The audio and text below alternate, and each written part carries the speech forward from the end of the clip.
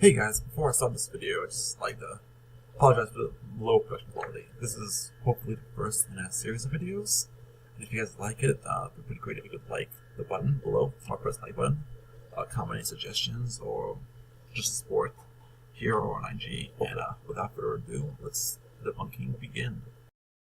Good day. Welcome to Dylan's Daily Show. So the Democrats are convinced that the American people don't like Trump and that There's a simple reason Democrats say Republicans or the American people don't like Trump. It's because they don't. There's a negative 10, almost negative 10 points approval for Trump. Negative 8.8 specifically in the RCP average. come November, they're going to take the House. They're saying, oh, the American people, they don't like Trump. They're going to put us in charge of the House, and then we're going to be able to block Trump's agenda. Because it's more likely than not Republicans will lose the House this year. Looks like we're going to win. But if you look deeper, then you really start to get a picture of what's actually going on. So there are going to be 37 open seats where Republicans are not running for re-election. All but 6 of those elections in those seats are in Republican districts. So the Democrats only really have a chance at 6 seats out of those 37. So the Democrats need 22 seats to take the House. Out of those 37 open seats, it only looks like they're going to be able to get 6, and that's a maybe. So there are 20 seats where Republicans are seeking re-election in districts that Hillary won in the 2016 election. But 13 of those seats are solid Republican seats. So you've got the 20 seats, 13 of those are solidly Republican. So the Democrats are not winning those. Now you've got the remaining 7 where the Democrats have a chance to win, but again, it's not guaranteed. They just have a chance to win it. Okay, so right off the bat, Dylan makes a really fundamental mistake in how to analyze elections. You don't look at open seats, but you look at quote-unquote toss-up seats. Plus you also look at likely seats and lean seats, but those are less important. Just because the seat is open does not mean it's competitive. Just because the seat is closed does not mean it's safe. This type of analysis is fundamentally flawed because it misses what a wave election is. And okay then. There are 41 toss-up seats, plus a couple lean seats and likely seats, but again, those are less important for now. Those are the seats that is important for us to look at.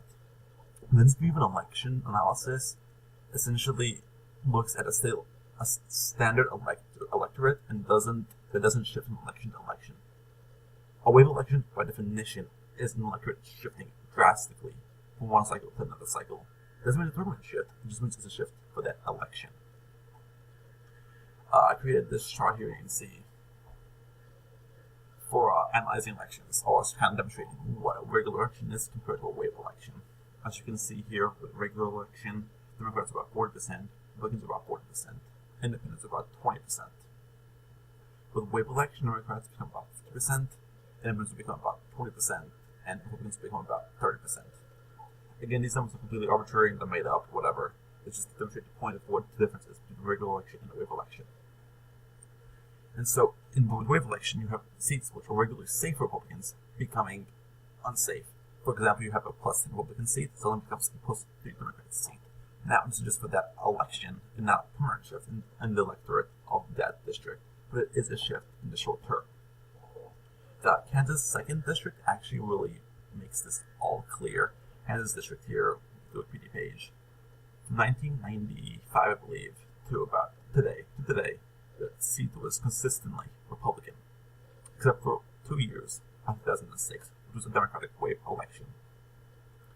Further demonstrating this point is the Democratic vote trend for that district.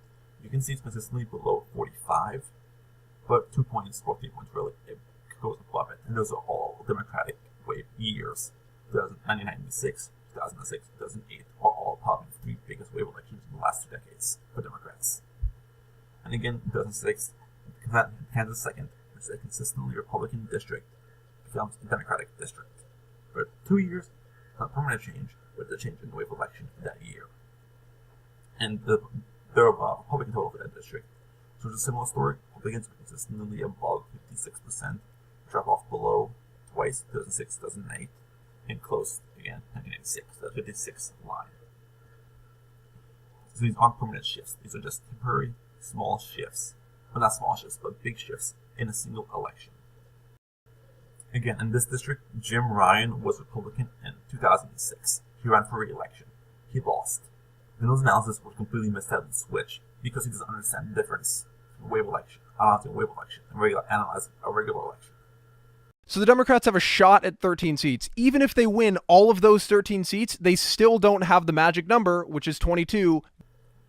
Dylan is right that Democrats need 22 pickups, but he's ignoring the 41 toss-up seats that there are in play, in favor of looking at open seats, which is, at least, an intensely, incredibly dumb metric. But that's not all. So now there are 12 seats that are currently held by Democrats that are in districts that Trump carried in 2016. And the Republicans are likely to pick up 6 of those.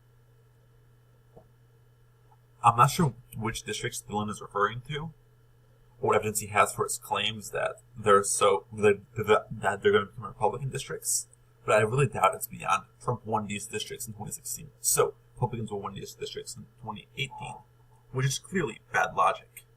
So if you look overall, there's only a net gain for Democrats of about 5 to 7 seats, which isn't that many. They're not going to be getting the magic number, which is 22. It's a stretch to imagine that the Democrats are even going to be able to get anywhere close to the 22 seats.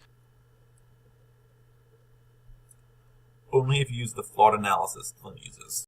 So the generic ballot is a very reliable way of determining how Congress will go in the election. And it's essentially when they go out and ask, if the election were held in your district today, would you vote for the Republican or would you vote for the Democrat? They don't mention any.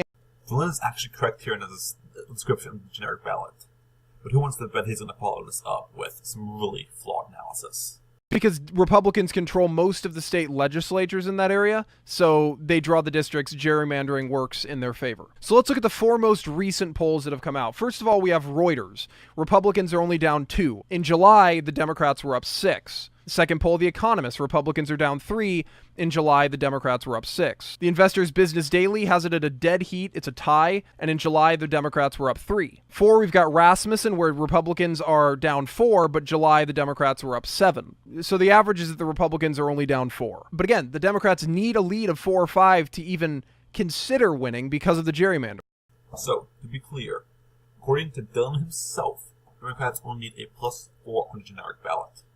Currently, Democrats have a plus 3.9, which is, well, in his purposes, +4. Seems to me this is more proof of a blue wave as a real possibility than it is of a blue wave not actually happening. Which is, remember, the title of this little video. Proof that there will be no blue wave. Maybe we should title it. But furthermore, +4, the Democrat on generic ballot, is basically the Democratic floor to the cycle. They consistently held above that for every sustained level, and they've only been beneath it for like a 1 week period, 1 to 2 week period earlier this year. Early this summer, really. Despite what the media is saying, despite what the Democrats are saying about how nobody likes Trump out of the Trump agendas. Anyone claiming that no one likes Trump is lying. I'm also not sure who is claiming that no one likes Trump. But the majority of Americans do disapprove of his job, just as there also be the approval average shows, which is right now disapprove +8.8. Support what Trump is doing. Now again, I could be completely wrong about this. I'm just looking at the polls, I'm looking at the data, I'm looking at the seats.